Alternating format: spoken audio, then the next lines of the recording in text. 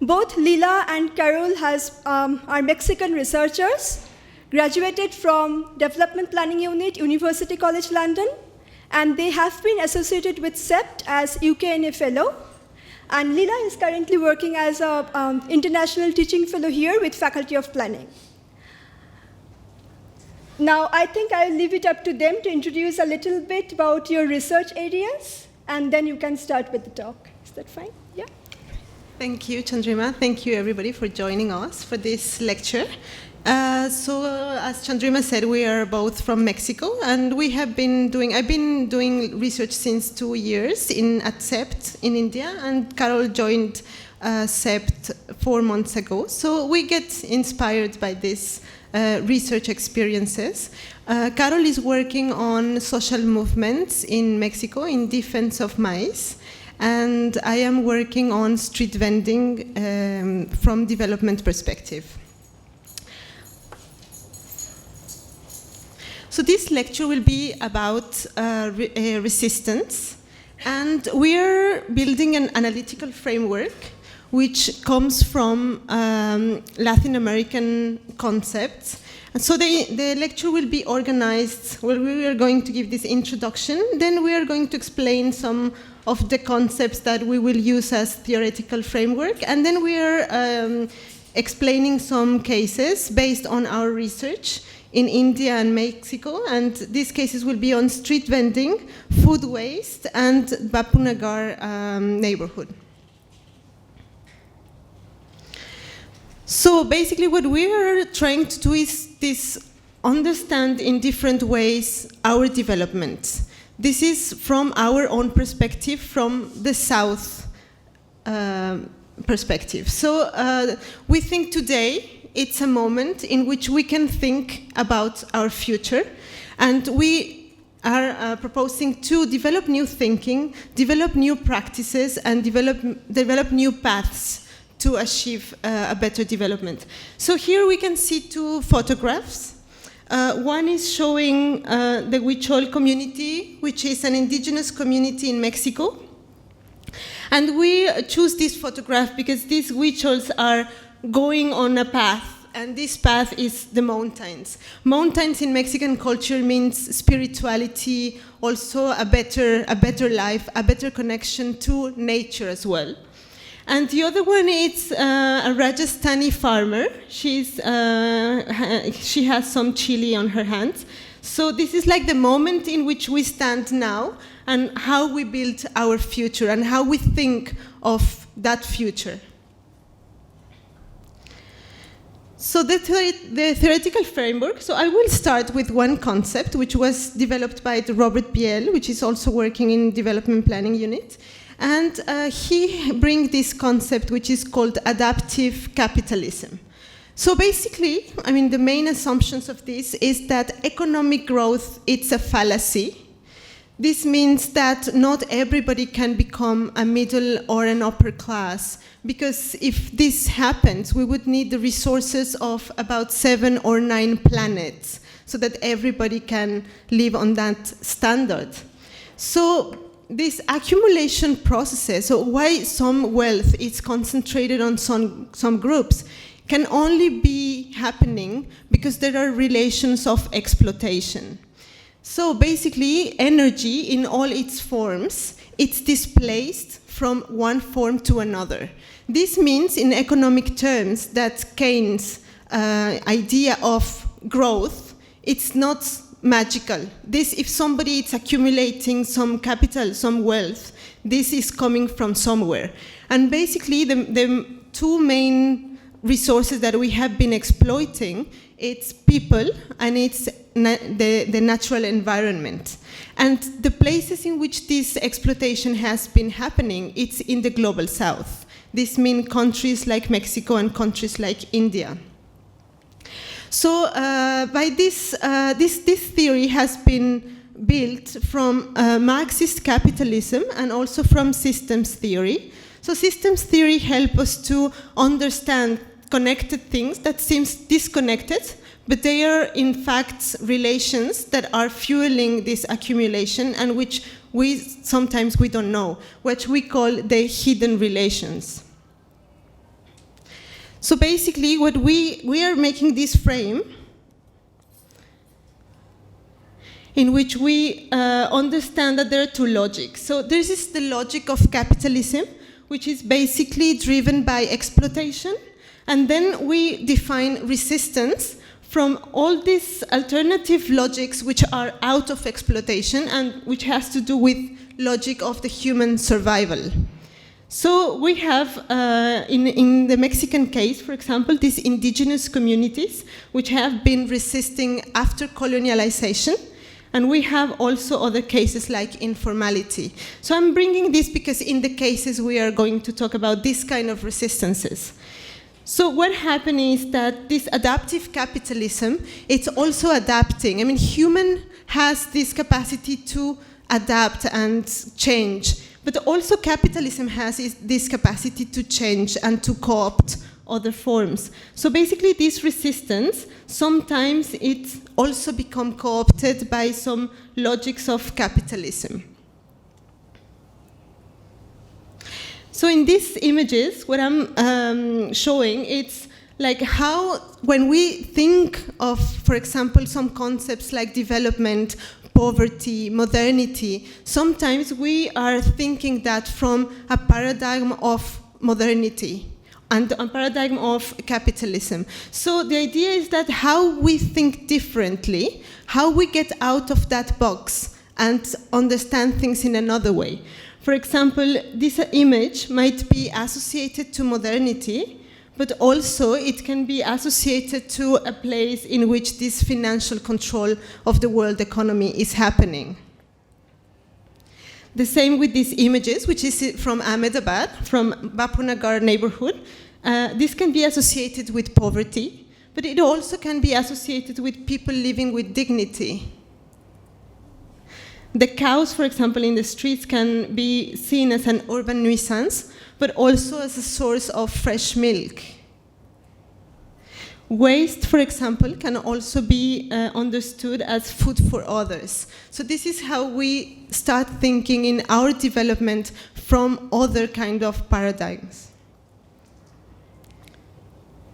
So from the sustainability point of view, I'm using the definitions given by Folke in 2003. We have moved from this development and growth to sustainability. Sustainability basically means an ability to persist over time. And then they have this kind of phenomena in which when we, in a system, when we increase the efficiency of that system, we are also increasing the vulnerability of that system, which means that in some systems which are driven by accumulation and capitalism, then the efficiency grows, like we are more able to produce wealth and money, but also we are increasing the vulnerability of that system to persist over time. It becomes overexploited. So the concept of resilience becomes very relevant because it allows humans and societies to persist over time. So this is coming from socio-ecological systems theory. So we are discussing now like some relevant debates. So the third concept, it's about informality. I'm using the definitions given by De Soto in 1989. So basically, from this perspective, formality is also a concept which comes from this paradigm of modernity. So at the end, when we make rules, rules are agreements within the society. So sometimes these hidden relations of exploitation, they come embedded in formal processes or also in informal processes. So what matters from our perspective is not if the phenomenon is formal or informal, but what it matters is if it is exploiting the environment and people, or if it is creating better relationships with the environment and communities. So now we are going to talk about the Mexican case, because the concepts that we are using afterwards come from Mexican history. So good evening. So I'm going to shift now to talk about reality, based in the framework that just Lila presented. And we see no, that Mexico case basically is one case that fits very well within this logic of capitalism and exploitation of resources and people.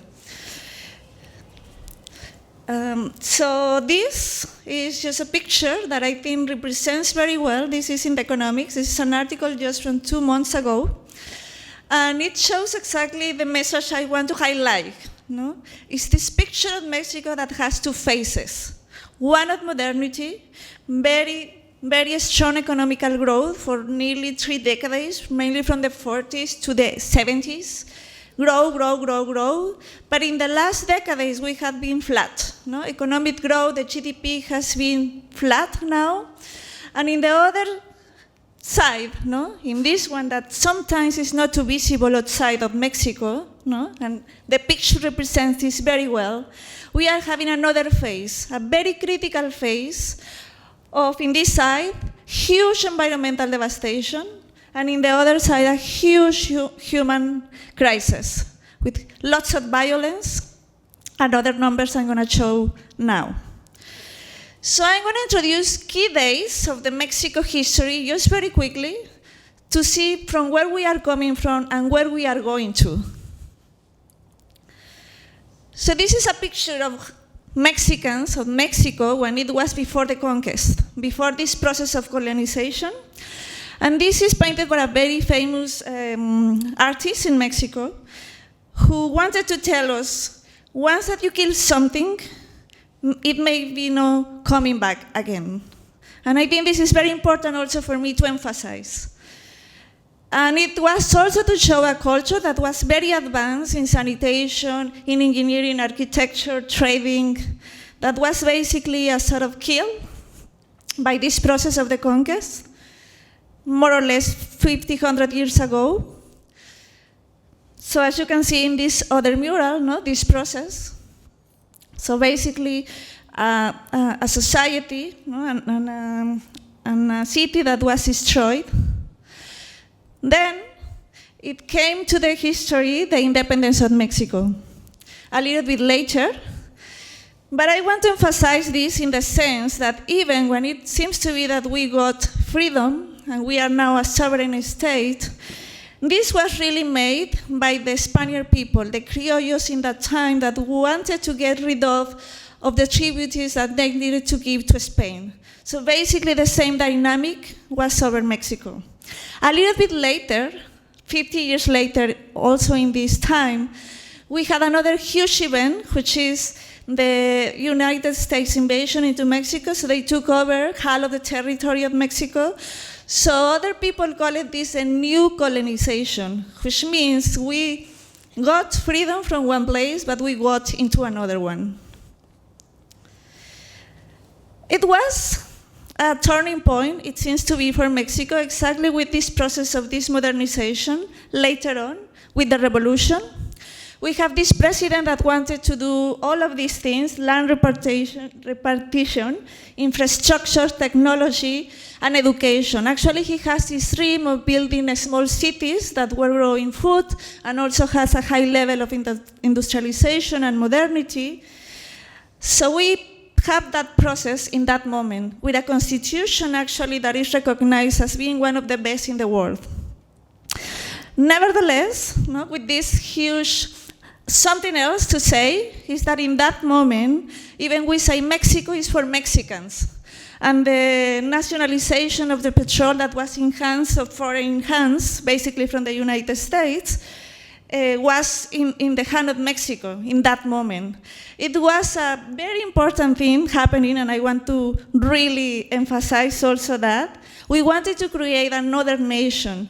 And even you have queues of people giving livestock, cheaply, and all of these things to pay to the foreigners to be able to don't be in debt and start constructing our own country.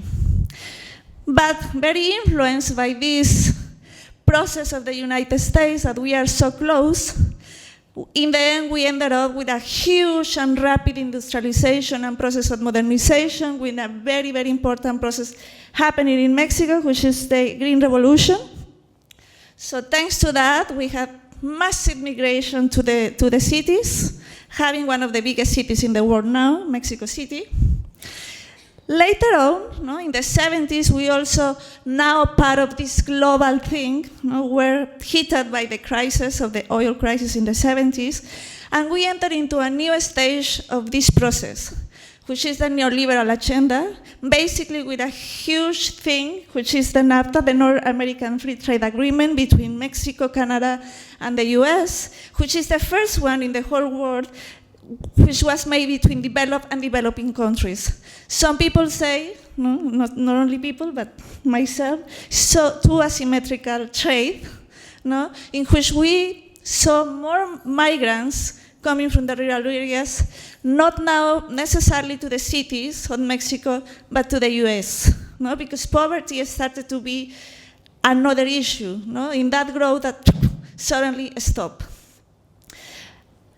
In that time, also, we have to the US having the entrance, a kind of a pre-entrance to start cheap manufacturing, so we became a sort of cheap labor for the US, mainly in the north, also very linked to a huge environmental devastation.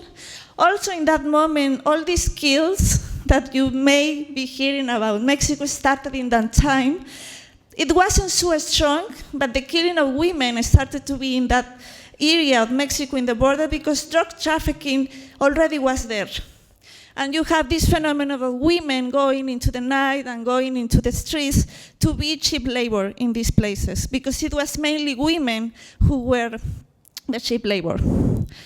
As a result of that, instead of continuing growing, now in Mexico, we have reached to 50% of poverty, and we were in the NAFTA around 40, so we are getting worse and worse. We have increased the inequality.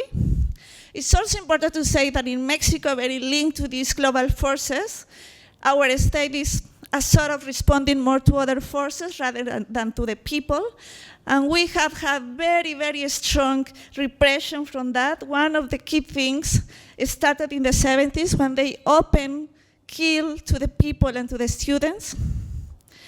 Now, some researchers and some academics says that even the drug trafficking that started to be much, much stronger in Mexico from 2006 is related to this trade with the US, now coming into the armament in Mexico. The violence from that moment to now, very related again to this process, now is expanded not only in the north of the country, but in the whole country. This again is mainly in women, not only women, but mainly. And in Mexico, we have, in average, 50 people who are killed or disappear every day. Nothing happens as a result of that.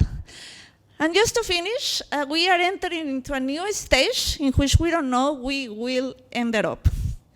Basically, is in the Constitution started to be changed in order to give priority to the access to the resources to the private companies from the 80s. But now, in just 3 years with the current president, we have changed 60% of the laws. And this is mainly in energy, in health, and in water. We don't know where are we going. I just want to finish with this last, just to show a bit what is going on in this other picture. This is very critical, no water, because we need water to live. And in Mexico, from the 80s to now, we have now 70% of all the rivers polluted, and we have decreased in just 30 years the access to water in 60% per capita. So it's very critical, that thing in Mexico. But, as the president just said a few days ago, stop complaining, enough of complaints. And I'm gonna move to other topic. Not everything is dark in Mexico or in Latin America. So I want to introduce also very quickly these resistances that Lila was positioning in this out of the box.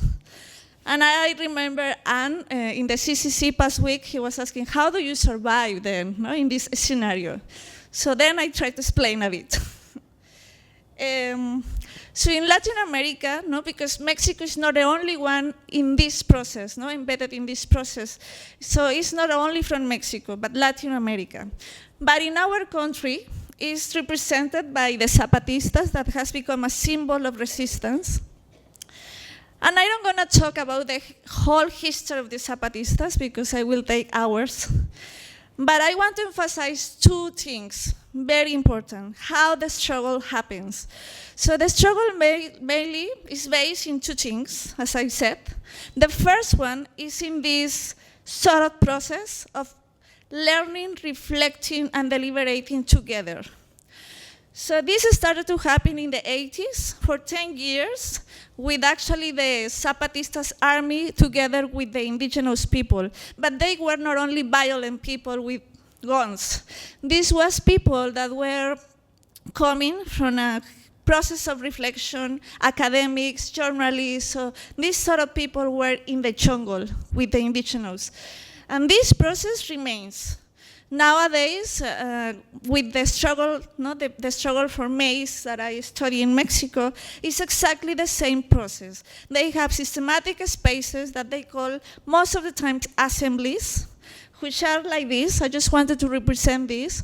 But this is an ongoing process, very systematic, in which, out of the universities perhaps, but in other spaces, they link together. They learn together, and they understand what is going on.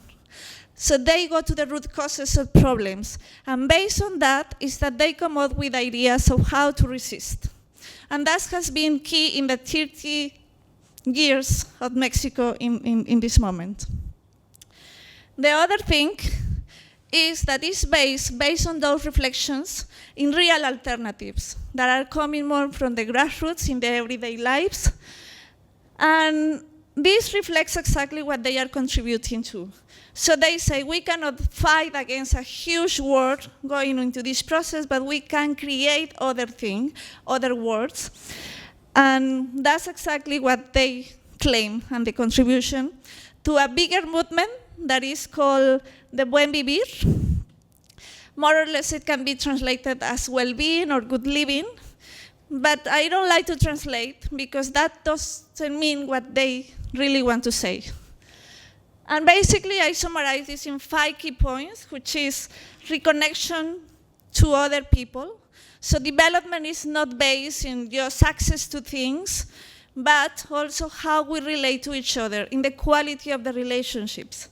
Also the reconnection with nature, which is not just a commodity, but something we need to be stewards of. Reconnection to the spiritual meaning, to something bigger.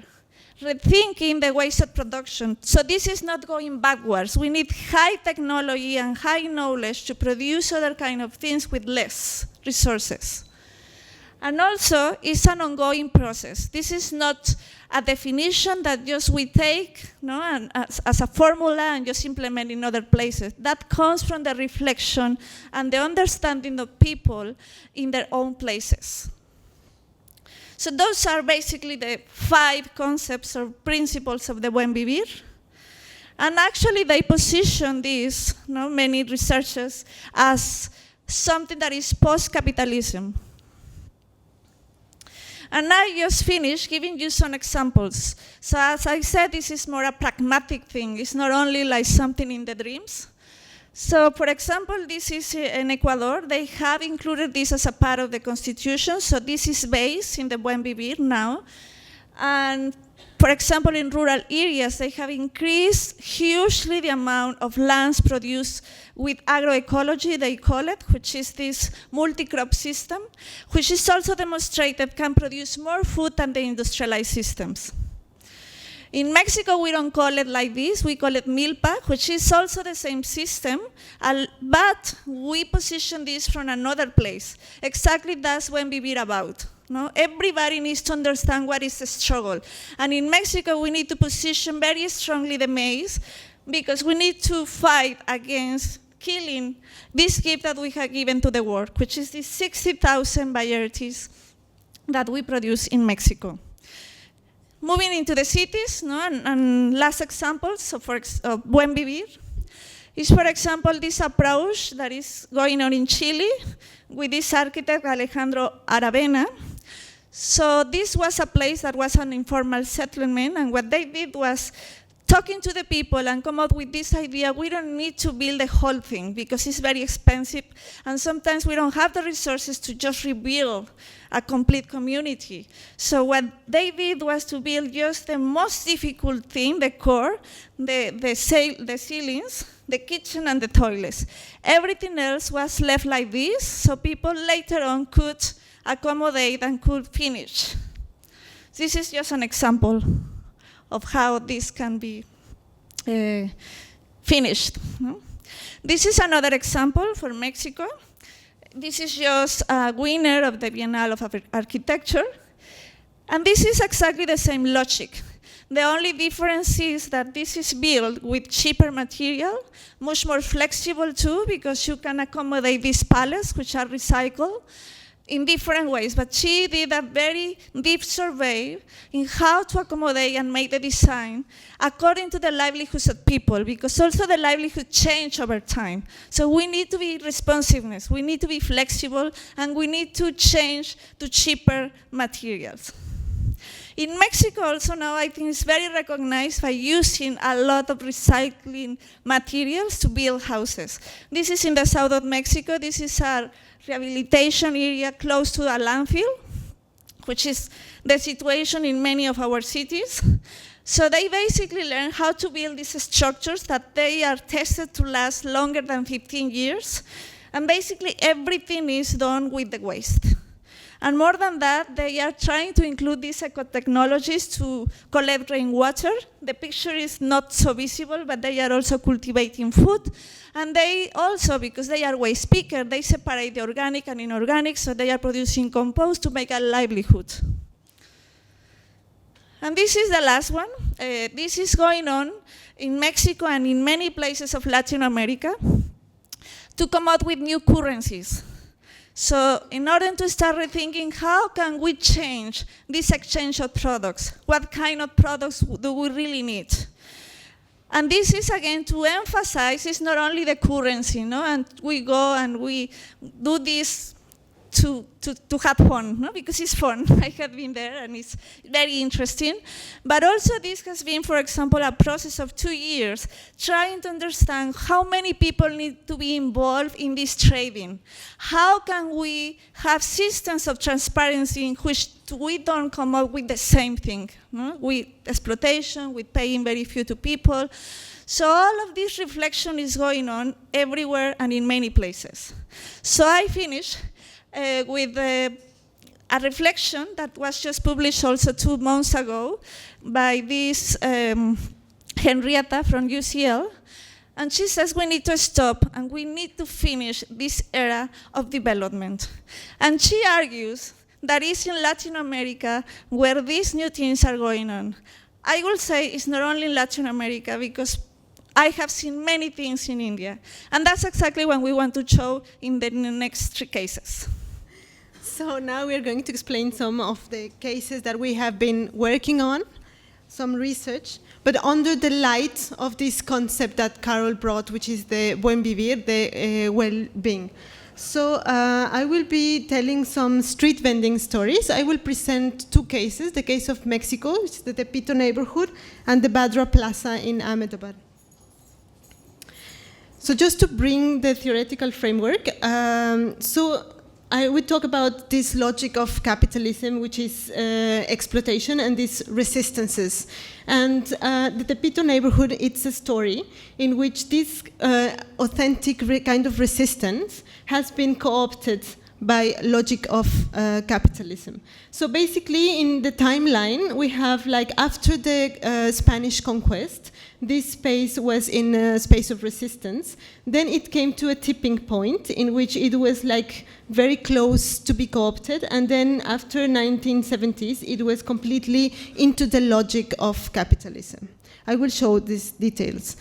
This is the Tepito case. I mean, I worked on my PhD about this neighborhood, and I approached this neighborhood because there were so many initiatives and incredible organization from the community itself. So at the beginning, I was really interested in understanding how this community has built, for example, a street market, which has 12,000 street stalls, done only by the community. However, as I just came close to the case, I just realized that it was more capitalist than capitalism. So this is like the story. Basically today, it's a world market, a world street market. It has 6 city-scale markets, and it has several specialized street markets. So the story is like, this is Mexico City in the Aztec Empire. We have there was an island. It was built on a lake, and we had 2 cities, Tenochtitlan and Tlatelolco, which were, I mean, these red places are the religious centers. And Tepito was already a neighborhood in these Aztec cities. So when the conquest was going on, this is the colonial city, Tepito just was in the outside of the colonial city. So in fact, these areas, which were like semi-rural, were providing like milk and products and agriculture, and also people who were working in the Spanish city. So there was like a symbiotic relation between Tepito and the colonial city. So when we talk about these resistances, we say like they are in the periphery of this logic of exploitation, but we also can see that in space. This is in the periphery of the city. There was a place in this area. I mean, for example, in the Spanish city, the private property existed, and there was a proper roads and proper buildings. In the Tepito neighborhood, they have a kind of different organization based more on community. For example, private property did not exist. The way in which they organized it was completely different. It was based on communities. So there were 2 different logics coexisting. So as we can see, over time, like Mexico City start to grow, and at some point it start like encroaching somehow into the Tepito neighborhood. So in that time, like the city authorities wanted to dismantle the community organization so that the expansion of the city could take place. However, at that moment, like the people from Tepito just really say, we are a community, and it was very difficult for the authorities to dismantle this community. And then in the 1975, like these people start like doing some street vending because it was like a survival strategy for them. But this street vending start like expanding very quickly. We can see like all these streets were occupied by street markets, and some other markets were also built in that time. So as the city expanded and the roads were more connected, like the Tepito neighborhood was able to have more connectivity to the city, and that was also something that benefited for the commercial logic. So this is the last plan. This was in 1995. So all the area basically was completely full of street vendors. And it was in 2007 that the street vendors were just removed from the city center to the Tepito area. So this area, already commercial, it becomes still more commercial because this area, it's a World Heritage Site. So because the authorities don't want to have the street vendors there, they were just replaced in that area. So what happened is that at some point, in 1920s, this Tepito neighborhood was organized into vecindades. So basically these vecindades are collective housing, all these houses around the central courtyards, called patios in Spanish. And so people were like producing things in these patios and selling them in the streets. So this was like a kind of, they said this was our resistance, because we are producing there and we are just selling, so this is a local kind of economy. However, so this is the vecindad, and in floor ground, we see all these dwellings and all the productive activities and living activities happening. So the courtyards became very important because that was where they were producing and also like doing all social activities, and then the street was like connected. However, what happened is that the streets become so valuable over time that it was like a dominating use. So basically, it started destroying other uses of the neighborhood. So how this happened is like there were several moments in the story of this neighborhood which correspond to the story that just Karol gave us. So at some point, for example, it was illegal to import goods. So the people who were migrating to the US to work there were sending goods illegally, and their family members were selling those goods in the streets. So this was like when the Tepito market just started expanding so quickly. And then they have like, when the liberalization of the markets as well, like Mexico starts making some connections, especially with China, which were also sending some goods in the informal economy, so that the Tepito market also expand. So slowly, over time, what happened is that the Tepito neighborhood was killing himself, basically. So here we can see like two photographs. This is the Tepito neighborhood in the 1920s, when all these migrants were coming, setting there, living in these places, producing in these places, distributing their goods in these places, which we can call this is a resistance. While some decades after, we have that all the streets are occupied by the street markets. And so basically, some of the people that were living there were also renting the streets. Like 40% of the spaces in the streets are rented. So this is the example of how a resistance, community-based, community-organized, can also become co-opted by a logic of exploitation. In this case, exploitation of people who are also in poverty, and also the urban setting. So now we're moving to the Bhadra Plaza case, which I would say it's a case which is moving to a logic of exploitation as well. So the Bhadra Plaza used to be a kind of a crossroad in the heart of the Ahmedabad city, and it was designed in 2013 into a plaza, public plaza. And then nowadays the output is something like this. So basically the space, it was designed as a plaza. This is a photograph when the works were just completed, but now it has become like a marketplace. What is happening in this place, it's like there are several groups of street vendors, very different ones. I just work with two, which is the Seva members, which are sitting very close to the Bhadra Kali temple, and the SLO Muslim vendors, which are related to the closed market. So the Seva people, for example, I just went to the Hollywood slum to make some interviews with them. And basically they are struggling to keep a place on the street. And these are poor people. They rely on selling on the streets to make a living and to be able to keep their livelihoods. So these people, some of them were displaced from the prime, not displaced completely from Bhadra area, but they were displaced from prime locations. But also, I observed in this group, like some of the vendors also were keeping like 3 to 4 stalls that they are renting to others. So even though this kind of organization, it's kind of giving more space to the poor people, they are already having this kind of practices of renting space within the group. Another important thing is like time. It's a very important issue in street vending, because this is the way vendors legitimize their occupation of space. If they have been there for 10 years or for many years, then it seems like it's like agree that they are entitled to use that space. But what is happening is that sometimes these people have been there for 15 years. Other vendors recognize this is the space of that people, but then that people are renting space to other people. So then it's like when tradition, we have also to question these kind of practices. And this is when I say like the hidden relations that I was talking about is like to identify exactly those kind of practices that are not building community. The other group I worked with, it was the vendors from SLO. So basically they were demonstrating, because there is this act, the Street Vendors Act from 2014, which entitles the street vendors to get access to space and to also to get some voice into the making of the city.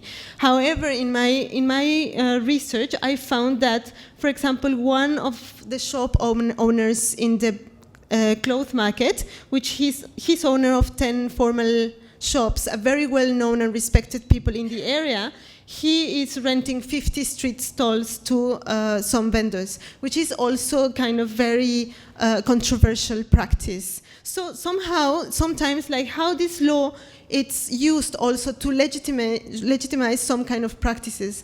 And so what we also wanted to show is like how, I mean, when we go to the ground, as many planners, I'm sure that there are many planners here, when we just go to the ground and try to be fair to people, then it becomes like a problem. And then I think it's very important to recognize which are the relations that are going to exploit the place and exploit people. So this is just the conclusion of that case. I'm showing two images. Some of these street vendors are not equal. Some of them are surviving from the use of space, and it is very important to identify and to give that asset to those people.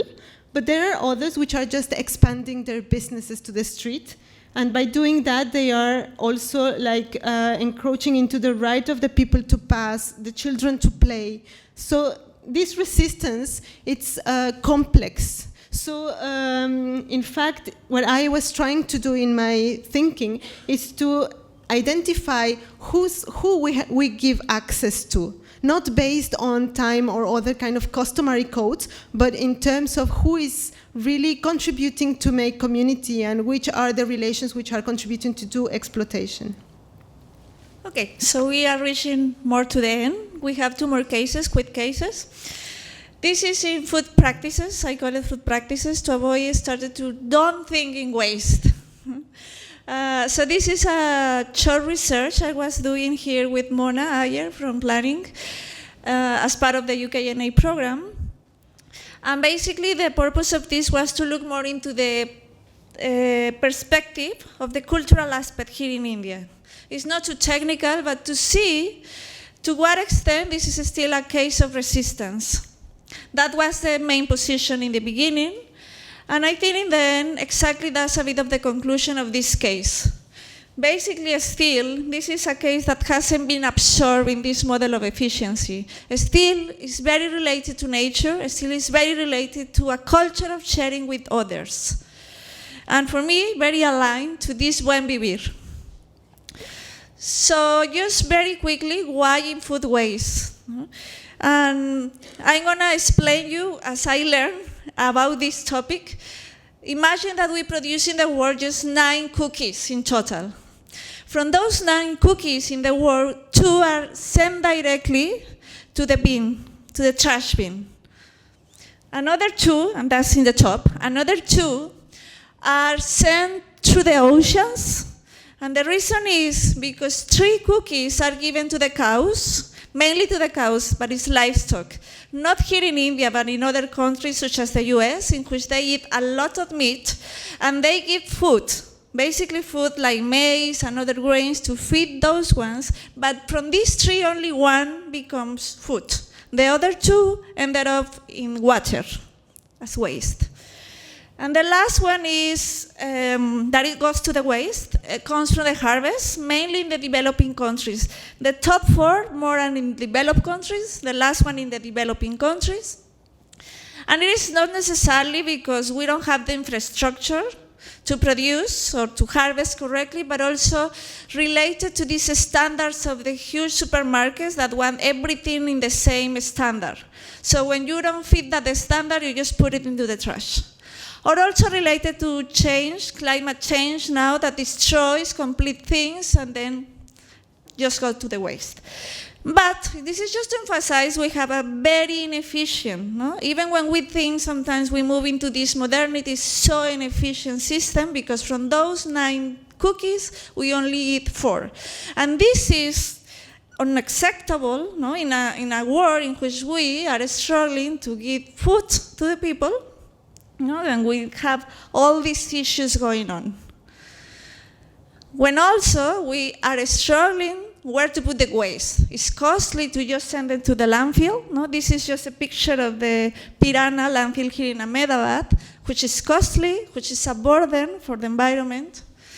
And the last thing, why we decided to do this here in India, is because still, if you see the numbers, this is tricky because it's an average. But still, if you see this average, it's 0.4 kilograms per people each day, when compared to other countries that are producing like 4 kilos, or Mexico is just 1 kilo, which is more or less the average in the world. So basically, three aspects I was looking at. So what is the food waste coming on from these producers that produce lots in daily basis, which is like the kitchens, the restaurants, the hotels, so those peoples that are producing lots of this kind of thing. And from that, I found that that's where most of the food waste is coming. And basically, it is coming from the plate, from the leftovers that we left in the plate. We just don't eat, we don't mind, we pay and we don't mind. And the restaurant says this is increasing in the just last 5 years maybe, but this wasn't here in India. This is just going more and more and more. And what we need is efficiency. We need a quick collection because we need to keep this clean.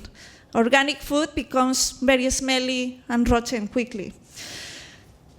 But that is interesting, no? To see the composition of this.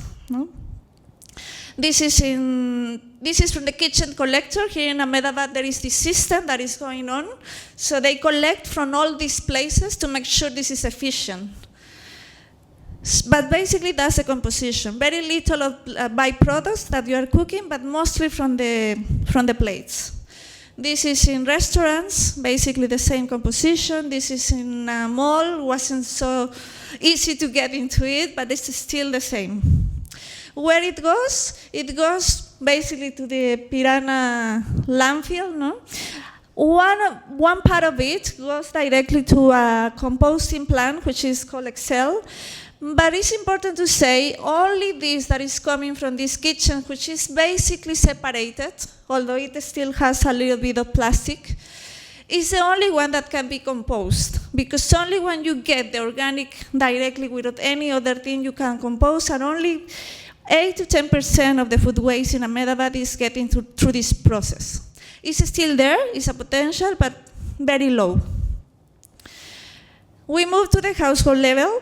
So I did a focus group with students, children in low-income schools, and also in a kind of very high income, just to check the difference of the cultural thing. And the result was, for me, very, very interesting. If you see the blue part of the cake, that's, maybe the picture is not too good to represent this, because in the end of the day, what they say, for us, the leftovers of the cook is not necessarily what is going into the plate, but what we don't eat. We cook and we don't finish, so we have some cook. And for all the children, 100% in the low and in the high incomes, all of them say this is for eating. Food never is for the waste. Either for other people, always they say this is a priority. They were playing. No? I made a play for them, so we were not like asking directly. And they always say this is for people. So that's quite relevant. Then the second thing, from where the food waste is coming, is by the byproducts when you cook. So that's the orange thing. And it's not too different, if you can see also, the composition of the food waste in the household. And what is different in that case is that for low income, they said that goes directly to the cows or to the dogs. In the high income, they said, and it's 80% which goes directly to that. For them, it's just that the logic.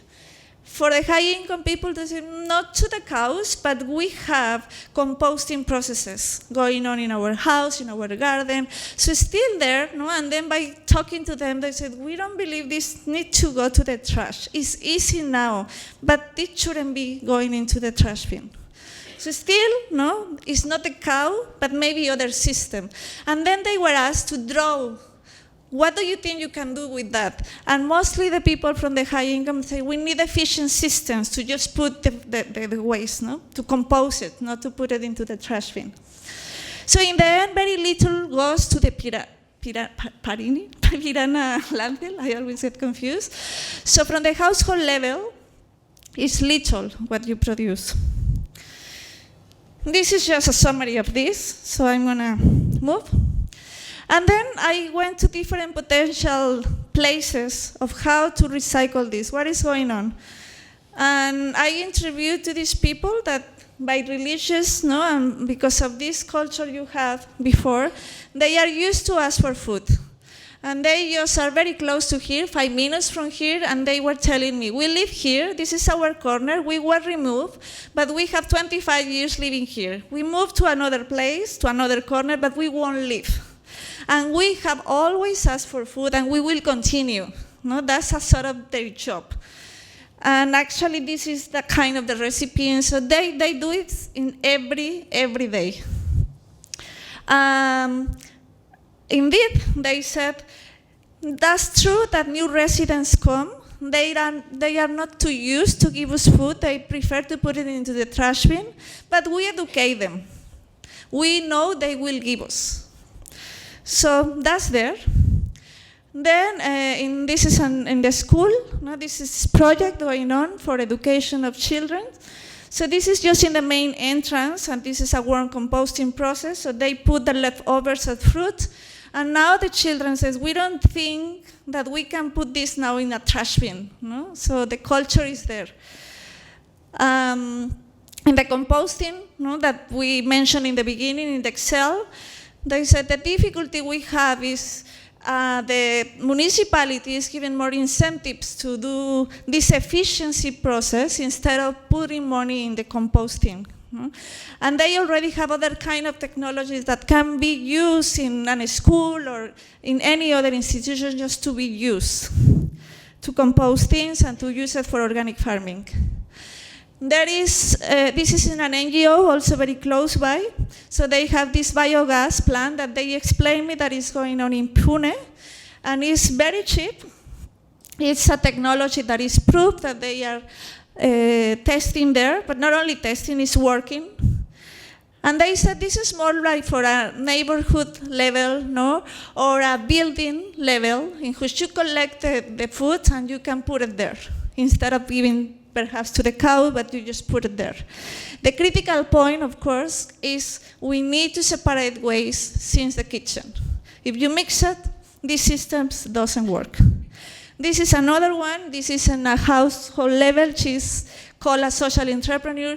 I think this is so far the best system I have seen because I have seen many in Mexico. So she has tested these 2 bottles, very little space, in which you can produce in 30 days compost. No? So it's like to have a trash bin, but you just put it there. It's not smelly. No? And this is the last one. This is Bhadra organization, which is another system, but very related to the food. So they deliver food for children in many states of India. And they have this system to track exactly how many children they are delivering food each day. So they have this kind of containers, no? And they give this food to children. I think it's also part of this education. Actually, the professor says we test the food and we only give on demand to children. Small quantity, if they need more, we give more, but we cannot have waste, no? Because this is precious, no? For having more children eating. So, I wanted to show all of these different initiatives because all of them are going here, no? 5 minutes from CEPT.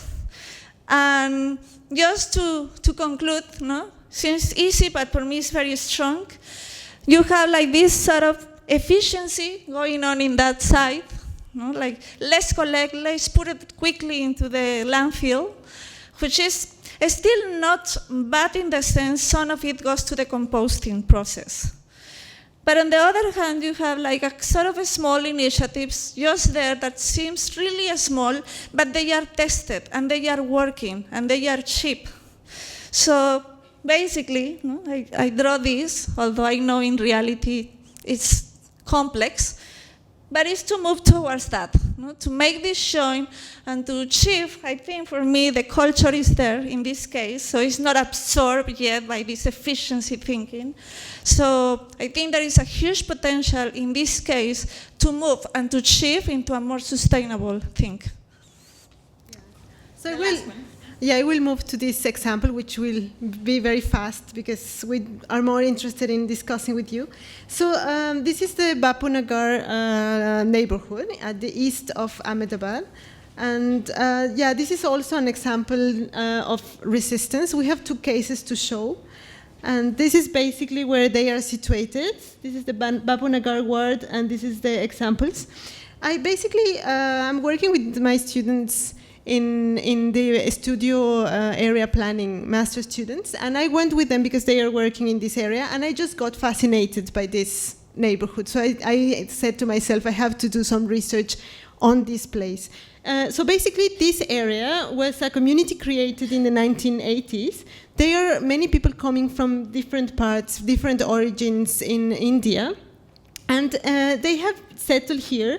They have built their environment. For example, they have organized to get this pavement from the AMC, which they clean every day. And they were struggling at the beginning to get some water, but now they have fixed that problem. And they are, for example, adding floors over time. So basically the attachment they have to this environment is very big because they have also built the environment. So we can also feel when we visit this place, I mean, people are just sitting there, it's very calm, and it's also very clean. So immediately I got a feeling that this is a community organized place that could be as an example. So this community organization, it's also reflected on the quality of the neighborhood. This is just to show a bit of how the bonding relations are going on over there, at least from these observations. So how the people gather, and it seems to be that the space over there is part of the house. How they, also for me was so striking how it is clean. And I have some videos, but it was too long to put it here, how the first thing they do is to clean everything. It's super, super clean. This is also, we were asking to everybody, are you poor? No? What do you need to go to upper level? And they said, we are not poor. That was the first thing they said. Maybe the other, and they were maybe thinking, maybe the next one is the poor.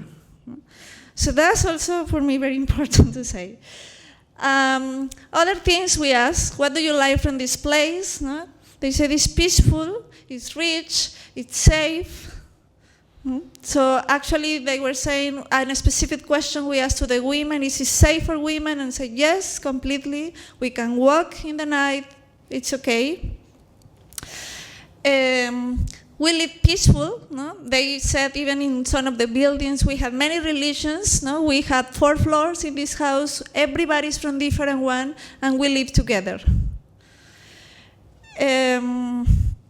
And many things, no? They are very attached to the place. They say, we love Ahmedabad. They were saying from that general perspective to specifics, no? Like, I'm attached to this place because I have seen my daughter growing here, or this place is from my grandparents, so I don't want to live here. Like, I want to live here. Even if I get married, I will live here. So in any case, we had people really saying, we want to live. No? We don't like the place. Also, this is to show the richness of how the space is used, in the sense, women, after the children go to the school, because we were like in the evening, in the morning, after they go to the school, they start doing different activities like cooking, like cleaning. Some of them also work, no? They're teaching some things, so different activities, and all the women are doing this as sort of together in the open space, just close to each other. And then also there is those spaces for youth, for the elder, for men, no? That they have special places that seems to be just something not too nice to have in the street, but they use it for gathering. No? Now to the space. Yeah, so basically in this image we can see like all the people, I mean, walking in the streets. Women use some of the spaces, but they also like wash some clothes. So they have like a kind of, even though they are in their home places, it's not like living in a residence, disconnected completely from other people. These women like have a talk with the neighbors, they gather in the surroundings, they go and buy their food in the nearby vegetable market. So it's an incredible neighborhood in a sense that the local economy is working there. So we have also like people, as I said, like they are building their own community. People are using mainly bicycles. The women have some access to see other people from other spaces. So they are also having their living spaces and also their shops, which are in the ground floors. So they are having their community, but also their income sources. They are also generating some cottage industries in these neighborhoods. So that reminds me, this kind of Bapunagar neighborhood reminds me a lot a Tepito neighborhood before it was co-opted by these logics of exploitation. So the first question that came to my mind is how we get this place, how we can keep it as a veritable, as an authentic resistance. This is the second case. This is a community which has been created within a mosque. And so this is a community which is combined by Muslim and Hindu people. And this is the entrance of the community. We see a Hindu temple, and this is the first houses. So basically we asked these people like if they were sharing spaces, and they answered no. They have their own courtyards. So Muslim people have their courtyards and Hindu people have their own courtyards. In both cases, they are using the courtyards to produce, this is incense sticks, and they are also using the place like for children to play, the clothes to dry, so very intense use of that space. But then when we ask them like when are the moments in which they get together, they say yeah, it's during festivals. During festivals, both communities just celebrate both of the festivals of both communities, which I think it's critical in Indian culture, because how people live together. I think India has a great experience on having many communities from different places just living together. So yeah, this is some of the incense work going on in that place. And then, this is the last slide. This is in this Muslim community area. When we interviewed these people, he mentioned the word fear several times. He was explaining that they want to move from this place, that they don't feel safe, that during the Patel's demonstration they have to move out, and that 2002 was an important turning point in their community.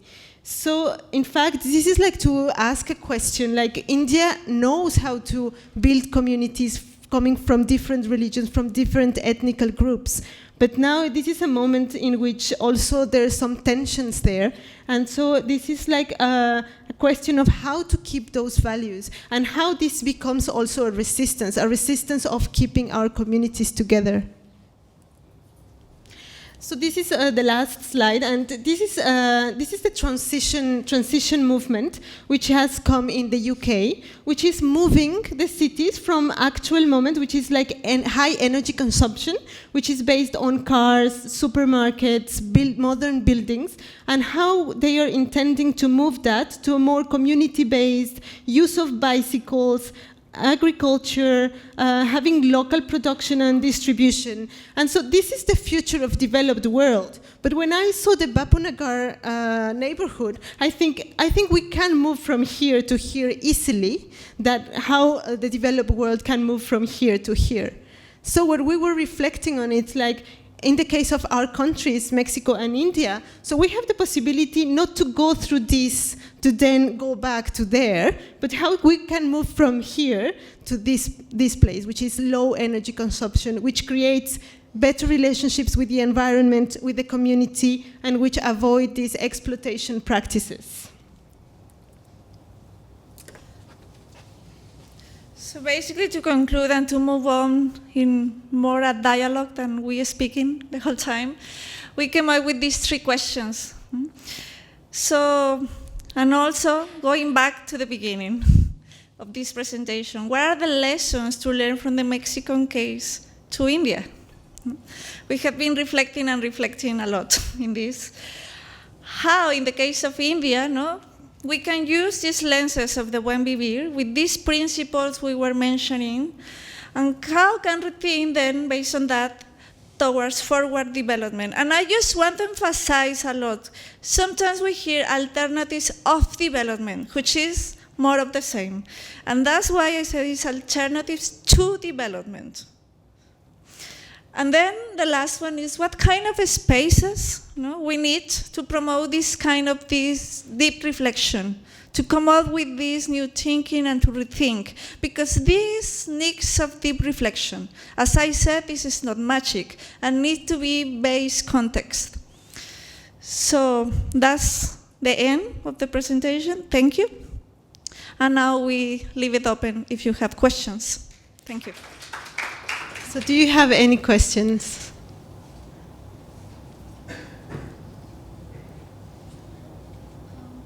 Yes. Like you explain on a social entrepreneur how it works. I want to know more about it. Social entrepreneur. My cousin? Yes, sorry. Yeah. Because I couldn't hear, sorry. It's social entrepreneur, how it works. You were explaining I want to know more about which entrepreneurs? Social entrepreneurs. From the website. From the website. Well, basically, this lady, she called herself social entrepreneur. That's why I call it like this, because she is making this point of how can I escalate this? I have tested the technology. I have made this appropriated to a household which is easy to use. I have tested for 2 years at least. So now she's trying to get fundings to move into, to try to get to a larger scale. So that's why she's a social entrepreneur also in the sense that you may have money from this, from sharing, from having this technology, selling even the technology, but the output from selling that is not necessarily just money. You are doing something else. You are saving the environment behind that technology. But it doesn't mean that it will be just for free. That it requires of knowledge, of testing, of sharing. So that's what I mean. We need to rethink that we continue making trading, but we need to think a bit differently. And that's the social entrepreneur meaning. You do business, or I don't know if I should call business, but with another logic, with more than just the money in regards to that. More questions? Complaints then? Yeah, I have a big complaint. No, a question for Lila. You showed that slide of the UK, where they have a vision of where they want to be in 2030. Now, of course, especially the British have been very efficient in the colonial time to harvest lots of things around the world and to bring that richdom and that investment to Britain. One of the countries that has been harvested by the British is India. So how do you see that, let's say, from an economic perspective, where the resources over a longer period of time have been basically captured in Britain? It's easier to reach that, maybe, if you have a lot of money on the bank.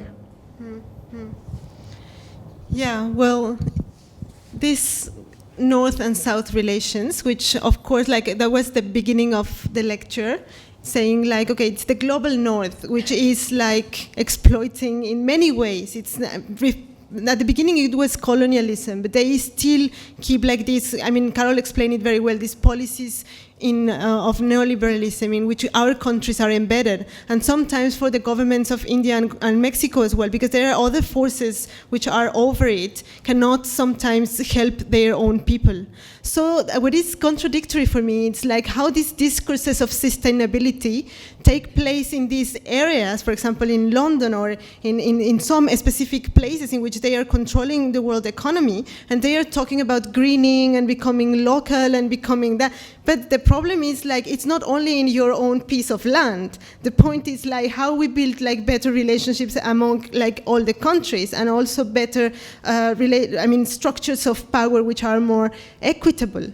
So that's sustainability, like building these kind of relationships, not only doing more kind of sustainable neighborhoods in an already rich country or neighborhood. So I think this is like a kind of part of the thinking in the box, thinking always in these terms of sustainability in terms of logic of exploitation. Because if we see the big picture, we can see that there's still like this relation of exploitation going on. But again, it's like the hidden relations, because we don't see sometimes that clear how, for example, some capital firms are just exploiting other countries. So, and they have this very strong discourse on sustainability, which I think we have to resist to and be more critical. And that's why also our lecture started on let's be critical, let's understand our own development from our own countries. Let's start thinking of our own concepts coming from our own realities to understand development from that side. I just would like to add something, no? Like, because I was living in the UK for 5 years, so I was attending some of these meetings of the transition town people, no? How they deliberate, how they reflect together. And it's very interesting to see how at some point they get stuck. Because they say, how can we bring the food? Because now it means we need to grow everything locally. So that's when this sort of thinking, you start thinking how we do this, because we know we are bringing food from very far, that we pay very low wages. So maybe they start thinking, okay, if we do this fair trade, that's something good, but we need the food from other places. We are an island, for example, no? So they cannot cope just with the land they have in the moment to produce all the food they need. And then in Mexico, then I was part of this transition movement also going on in Mexico. And we started to reflect, it's not the same position for us, because we can grow our own food. So we can sort of easily say, okay, we close our doors and we do our own thing and we grow our own food and we have good weather. No? Seems sort of easier for us, not in these forces, no? That you don't have the capital sometimes, you don't have the support from the state, so you have to come with little to do something. But seems to be we have the resources. So it's very different, the logic in these reflections that they are going on. And in the end of the day, coming out from the two places, it seems we need a dialogue. No? In the end of the day, we live in the same boat. And what we need is to understand, for example, in the sense of food, does it make sense to just grow close locally, but there are things that maybe we need to grow and trade. Coffee, for example. Coffee is not grown everywhere, and we like coffee. No? So how we come out with these relationships in the world in which we don't hide these exploitative relationships, but we need from each other. So it's not just about thinking locally, but we need to think also globally. I had a question, rather, I don't know, more of a reflection that I would want from you as to, you are looking at it theoretically, you are making that assumption that you are taking the Marxist framework and then looking at these everyday spaces of resistance. I would, now coming from Marx, or rather from the construction of space that Harvey says, from that perspective, if you look at all these everyday spaces of resistance, I was wondering, spaces are constantly getting produced or reproduced. And from that sense, I was wondering, would some of these spaces deliberately be co-opted, so-called, because Ahmedabad is aspiring to be a global city? So does the push for this co-option for some of these spaces, is it deliberate? Like say in the case of Bhadra, because we aspire to be, it's a heritage space, and so we need that co-option to happen. While in Bapunagar, there is no such compulsion to get co-opted, because it doesn't figure in this larger scheme of becoming a global city. Yeah. So is it deliberate? So it may be interesting if one tries to maybe think of it as maybe civic governmentality and how do they merge? Or can they merge in these cases when you are looking at it? Because in some cases it may be deliberate, in some others it may deliberately, there is no need for co-option. Yeah. Well, I think I'm using my basic framework, it's Lefebvre, which is also very close to David Harvey, and they are working on the right to the city, and they are using also these Marxist concepts. So basically what happened is that in Bhadra Plaza, the space has a huge value. That's why it is co-opted, because we want spaces that already are valuable. And yeah, I would not say it's deliberate in the sense that somebody wants that to be exploitative, but it happens on a even individual logic. Like these vendors, they don't want to get space for the children or whatever, but they want their businesses to expand. They want to sell, instead of vegetables, they want to sell other kind of items, and they will move to sell the more profitable product. So in that individual logic, then they are creating all these relations of exploitation. But it is driven by one logic, which is like make profit.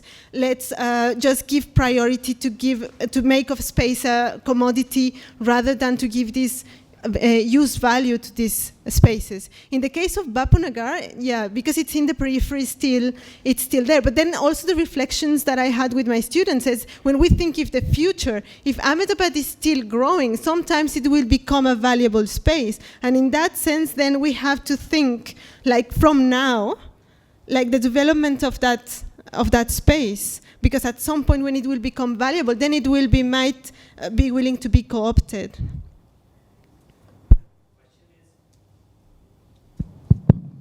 I mean, even in Bapunagar, the danger is that they may not be co-opted. The annihilation of space may occur before co-option comes.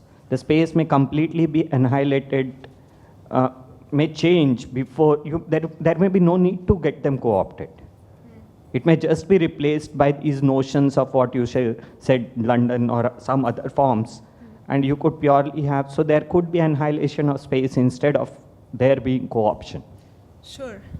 The idea is to understand how they can resist to that. Yeah. Thank you. Yeah.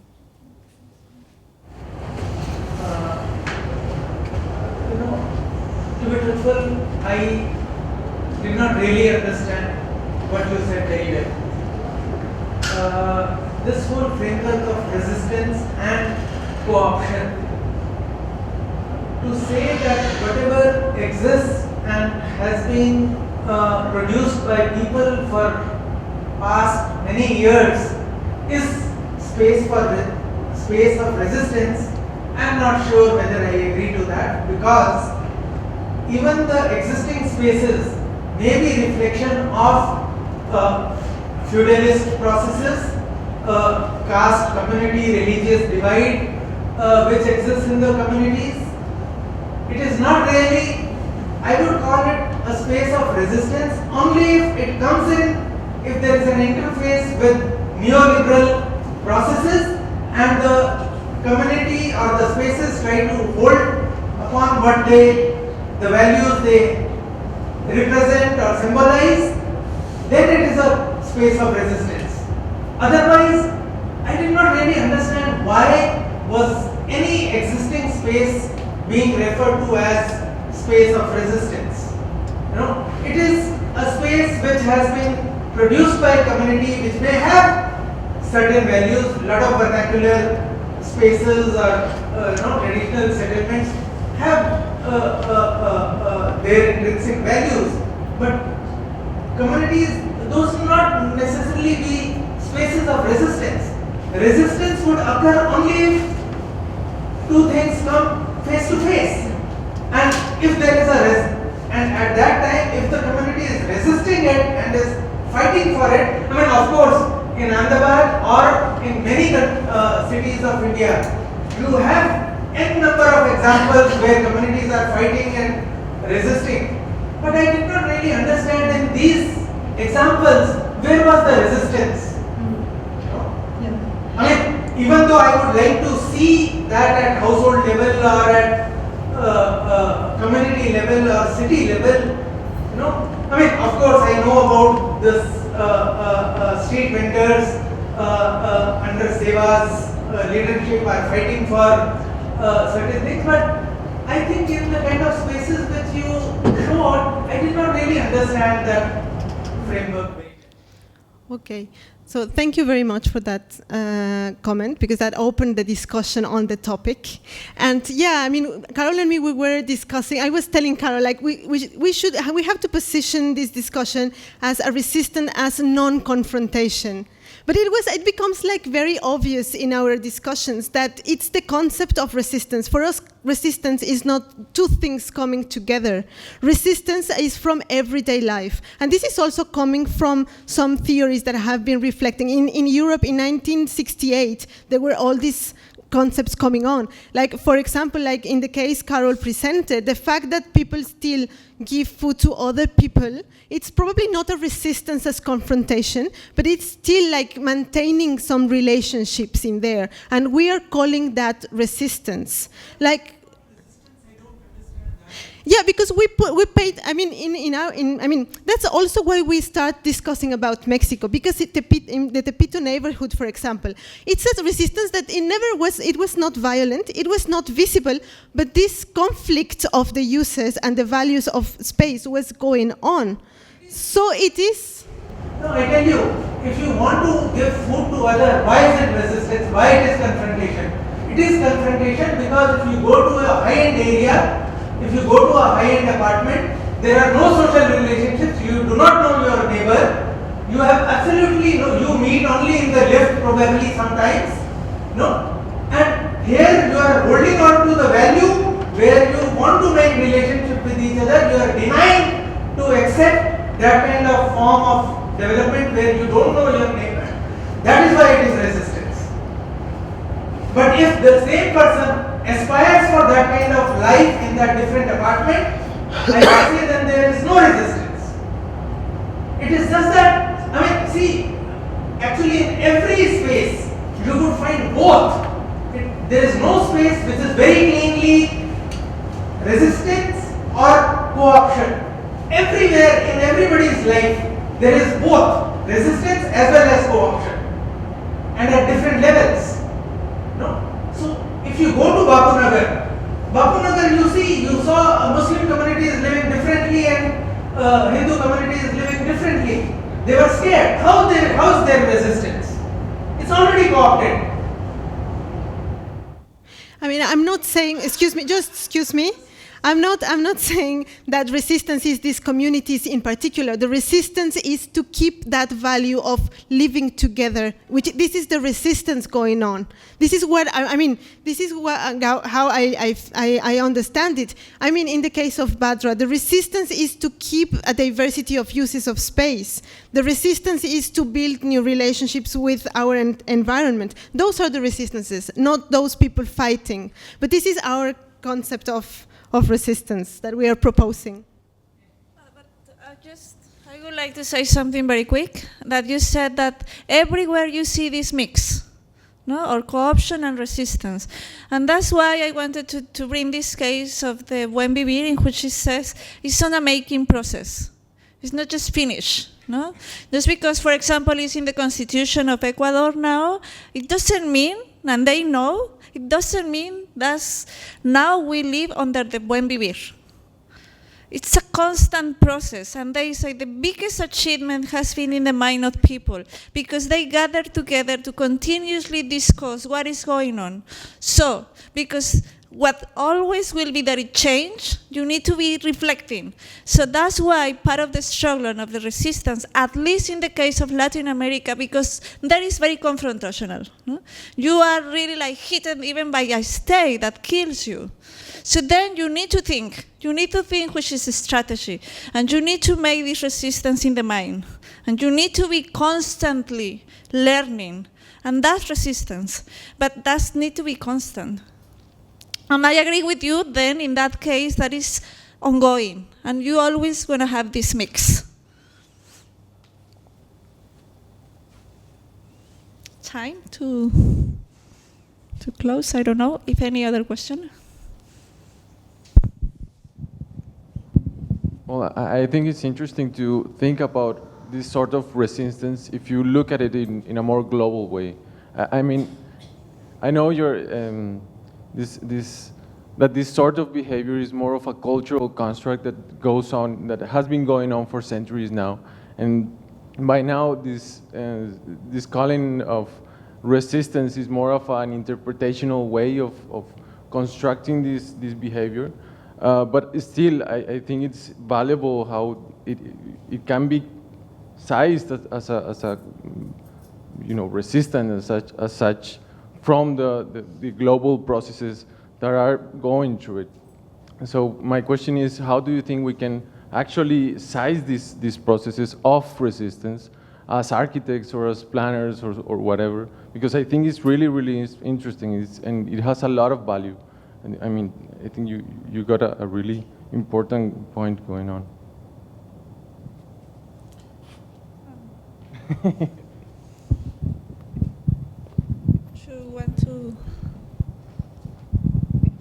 It's related, so... I think in continuation of what you said, and also reacting to Vivek, it might be an idea that you actually start looking at different shades of resistance. And like, if you think black and white, yeah, it's either this or that, but most of the time there are many shades of gray. And so, for instance, if you look at active resistance and if you look at passive resistance, at the moment you throw your own, let's say, fruit waste, if you throw it in the waste bin with your other waste, yeah, it's okay, you can do that. But if you resist that and you put it in your composting bin, you can say that you have actively resisted to throw it on one pile. If you say, I'm not so sure about all these big global players, and I do my shopping in small shops. I'm not going to go to the Reliance, what's it called? The Reliance. Yeah, I even don't know the name, because I resist to go there.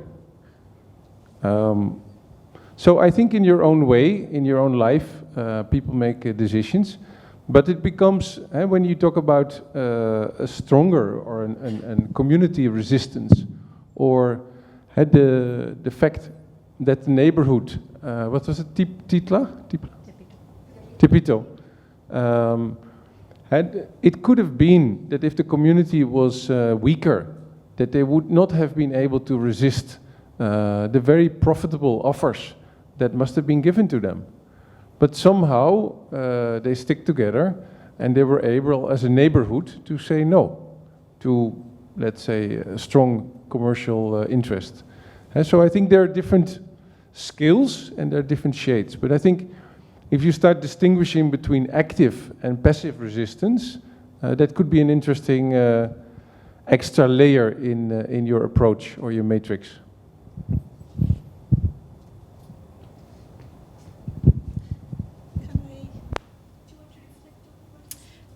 I want to make a quick comment to that one. In the sense, just I agree with you, and also like just to make a quick comment in the case of Mexico, in this special case of the struggle for the maize, what they differentiate is two struggles because of the context, no? These resistances. So one is very facing confrontation. In the Mexican case, because of the state, no, they have been trying to get into a dialogue, no, with the state, and this sort of lobbying, demonstrations, which they have reflected through the time. This is not giving us another life. This is not stopping, for example, the contamination of the maize. This is not stopping the changes of the laws to allow the introduction of the modified transgenic maize. So, behind that reflection, they move into another kind of resistance that they call it active, because it's very active, but this is all exactly on making things in the grounds, making things to happen. And that's why the resistance is on cultivating in a better way the maize, no? Cultivating the assemblies in the communities. So at least they differentiate between these two, which they don't call it passive. No? It's just more like this more confrontation to make the everyday life in a different way.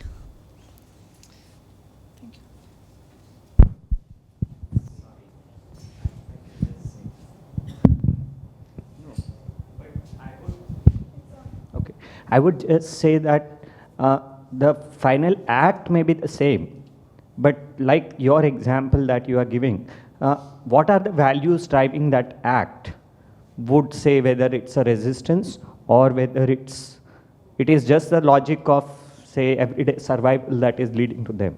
So what are the values that is driving this so-called resistance? One may need to look at the underlying values. Like he says, if they disagree to stay together, already the value of staying together is lost. If they feel unsafe, that value of syncretic communities is already lost. So that space is already annihilated. That social space is already has suffered denigration. So though they may be staying together, the physical act of staying together still doesn't make sense unless those values are retained. So it may be worth considering, I mean, it would have to be considered when we say, what are these values that drive these acts? Yeah. My feeling is the neoliberal narrative is dangerously close to the feudal narrative. I mean, they are very close to each other. No? And a lot of time what we are presenting is actually the feudal narrative. It's not really resistance.